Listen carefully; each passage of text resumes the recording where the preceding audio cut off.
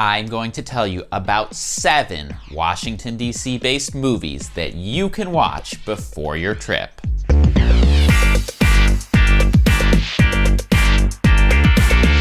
Hello, my name is Rob. I'm a tour guide and the founder of Trip Hacks DC Tours. On this channel, I share my best tips, tricks, and hacks for exploring Washington, D.C. So if you're interested in that sort of thing, make sure to subscribe to this channel and hit the bell notification icon so that you don't miss anything in the future. And after you're done watching Trip Hacks DC videos, head on over to triphacksdc.com for even more. Washington, D.C. might not be the setting for as many movies as New York or Los Angeles, but there are some excellent movies that take place here. In this video, I'm going to tell you about 7 of them that you can watch before your trip. But this is hardly a comprehensive list. So if you're a movie buff, then I highly recommend the Trip Hacks DC podcast episode that I did on this topic. My guest and I go into great depth on these plus many other movies that are set here in DC. So check out the video description for a link to that. And while you're down there,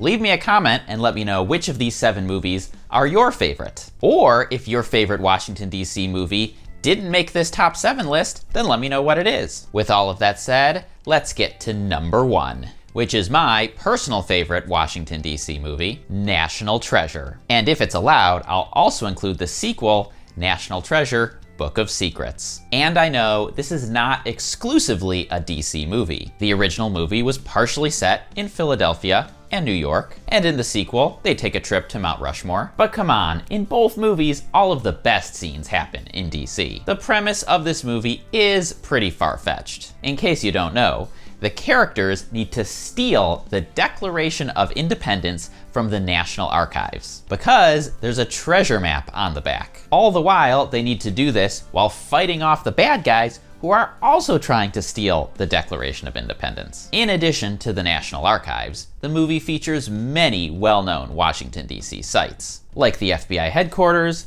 the Library of Congress, the Jefferson Memorial, and of course, the Lincoln Memorial. I think what I like the most about this movie is that it's fun, it's lighthearted, and even though it's fiction, it's a fun story to get into. The second movie on my list is Captain America: Winter Soldier. This one's on the list for all of you superhero movie fans. If you're a fan of Captain America, then you already know the general premise. This movie is set 2 years after the Battle of New York, now that Steve Rogers has moved down to DC. You'll see several famous DC landmarks highlighted in this one. The movie basically opens with the characters running the route of the Trip Hacks DC Monuments Tour. And one additional cool thing about this movie is that it's set in a fictionalized version of Washington, DC. So it includes some shots of DC, Arlington, and the Potomac River that don't actually exist. But it's kind of cool to think about what they would look like if they did. As far as filming locations go, in addition to the National Mall, there's a scene that's set at the Willard Hotel, but a lot of the movie, including the intense chase and action scenes, were actually filmed in Cleveland, Ohio. If you have a good eye, you'll notice those skyscrapers don't look like DC at all. Movie number 3 is Night at the Museum: Battle of the Smithsonian. Let me start by saying that this one is a really popular movie with kids. And while it's fun for movie fans of all ages, it does have some pretty big, glaring plot holes that can be really frustrating if that kind of thing gets on your nerves. The gist of the movie is that there is this magic tablet that allows museum exhibits to come to life after hours. The first movie is set at the Natural History Museum in New York City, and Battle of the Smithsonian is set at a handful of museums right here on the National Mall, most notably the Air and Space Museum. Amelia Earhart is a main character in this movie, after all. That said, the movie was filmed almost exclusively in Canada, Vancouver and Montreal specifically. But there is one famous scene where the characters bring the tablet to the Lincoln Memorial at night. And thanks to those magical properties, it allows the statue of Abe Lincoln to come to life. So while completely fictional, it's still a pretty fun scene, and one that kids ask me about all the time when we're on a Trip Hacks DC Monuments tour. Movie number 4 on the list is Burn After Reading. This is a movie by Joel and Ethan Coen, and I know people tend to love their movies or hate their movies with very little in between. Burn After Reading is not the best known or most famous Coen Brothers movie, even though it has a pretty spectacular cast, with John Malkovich, George Clooney, Frances McDormand, and Brad Pitt. And I personally think this is one of the better Coen Brothers movies of all of them. The gist of the movie is that there is a washed up former CIA agent who's writing a book, a memoir, and a couple of dim-witted people who happen to stumble upon a draft copy of this memoir and think that it's some super secret classified CIA documents, which they then use to try to blackmail the CIA. Obviously, hilarity ensues. One thing I like about this movie is that a good chunk of scenes are actually filmed in DC. So if you look closely, you'll see the Lincoln Memorial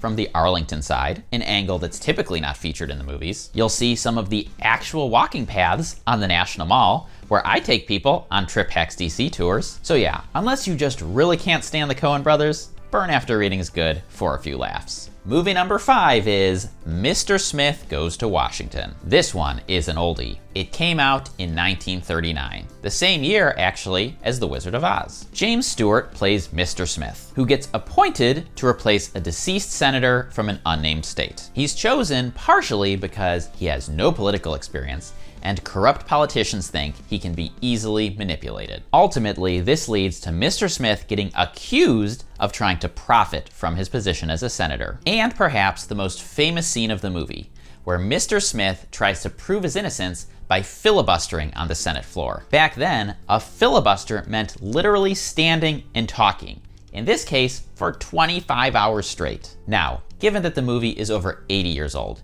there's not much that you can watch and expect to experience in DC today. In fact, even if you get a gallery pass and watch the Senate in action, they don't have filibusters the way that they used to. So, I think Mr. Smith Goes to Washington is a great watch for a history lesson. Movie number 6 is The Exorcist. If you're a fan of horror movies, then you definitely know about The Exorcist. Even though horror movies have been around for as long as there have been movies, The Exorcist was one that was really considered to be pushing the envelope at its time. The movie was so gruesome that allegedly some movie theaters provided barf bags for the guests. And some supposedly went as far as having an on-call ambulance outside the theater, just in case they needed it. The movie is set in Georgetown and includes some great external shots of the Georgetown University campus. But the most famous filming location, perhaps in all of Washington, D.C., are the Exorcist stairs in Georgetown. In the movie, Father Damien falls down these stairs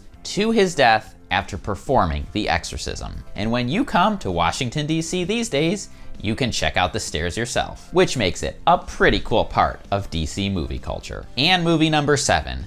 Could I have this list without including Forrest Gump? Whenever I ask people on my tours, Forrest Gump comes up more than any other, which is kind of funny because it's not really a DC movie, but there are a lot of really great Washington, DC scenes, like all of Forrest's visits to the White House during various presidential administrations, or his accidentally stumbling onto the Watergate break-in and calling security on the guys doing it, and of course, perhaps the most famous of all the scenes is set at the Lincoln Memorial, which is the speech that Forrest gives about the Vietnam War, which, due to a technical difficulty, nobody can actually hear. Don't you ever wonder what he said? And hey, if you made it this far, then in addition to these 7 movies, I highly recommend another Trip Hacks DC video. So go ahead and click or tap right over here to watch the next one. And if you're coming to DC and want to sign up for a Trip Hacks DC guided tour, you can click or tap on the Capitol Dome on the left side of my head. That'll send you right over to triphacksdc.com, where you can see all of the tours that we offer. Enjoy your trip!